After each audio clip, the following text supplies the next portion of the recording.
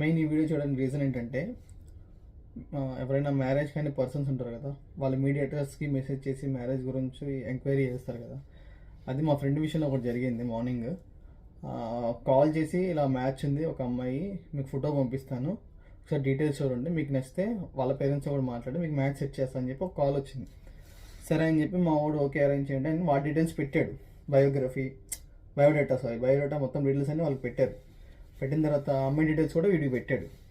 పెట్టి ఆ మధ్యలో మీడియేటర్ ఏమన్నారంటే, మీరు అమ్మాయికి చాలా బాగా నచ్చేసారంట, చేసుకుంటే మిమ్మల్ని తప్ప వేరే చేసుకుని ఉంటుందంట అని చెప్పి చెప్పాడు. ఆ టైంలో మన ఫ్రెండ్స్ ఎలా ఉంటారు, ఒక్కొక్కటి ఏంటంటే నమ్మడు, ఒక్కొక్కటి ఏంటంటే ఫేక్ అనుకుంటాడు, ఇంకోటి ఏంటి అమ్మో నేను కూడా నచ్చాను అయితే నాకు త్వరగా పెళ్ళి అయిపోద్దని ఫీల్ అయిపోతాడు. మా వాడు ఏం చేశారంటే ఓకేనంటే ఒకసారి వాళ్ళ పేరెంట్స్తో మాట్లాడించండి అని చెప్పాడు.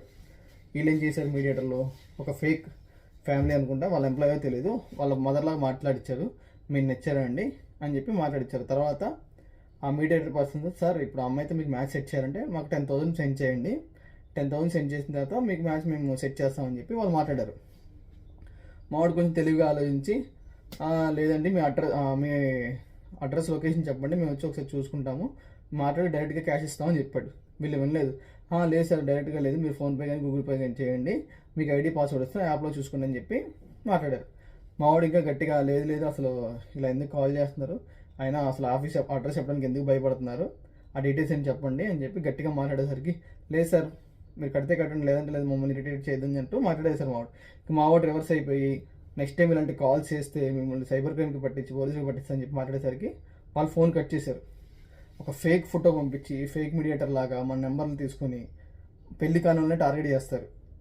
అంటే మా వాడికి జరిగింది మీకు చెప్పమన్నాడని నేను మీకు షేర్ చేస్తున్నాను. దయచేసి ఇలా మీడియేటర్లను ఎవరు నమ్మొద్దు. అందరూ ఉండరు, కొంతమంది ఉంటారు. మ్యారేజ్ అవ్వలేదని తెలుసుకుని వాళ్ళ గోల్డెన్ ఆపర్చునిటీ ఇది, వీళ్ళు ఎలాగైనా మోసం చేయొచ్చు. కొంతమంది ఎలా ఉంటారు, మ్యారేజ్ సంతోషంలో ముందు వెనక ఆలోచించకుండా పేమెంట్లు వేసేస్తారు. బట్ అవి జాగ్రత్తగా చూసుకోండి, ఎందుకంటే మా ఆవిడికి జరిగింది కాబట్టి మీకు షేర్ చేస్తున్నాం, మీకు ఇలాంటివి జరుగుతున్నాయని. దయచేసి వీటికి దూరం ఉండి ఫ్రాడ్ అవ్వద్దు, ఎవరిని నమ్మొద్దు. పెద్దవాళ్ళ మధ్యలో తెలిసిన వాళ్ళు ఎవరైనా ఉంటే వాళ్ళ ద్వారా వెళ్ళండి. ఓకేనా? Thank you.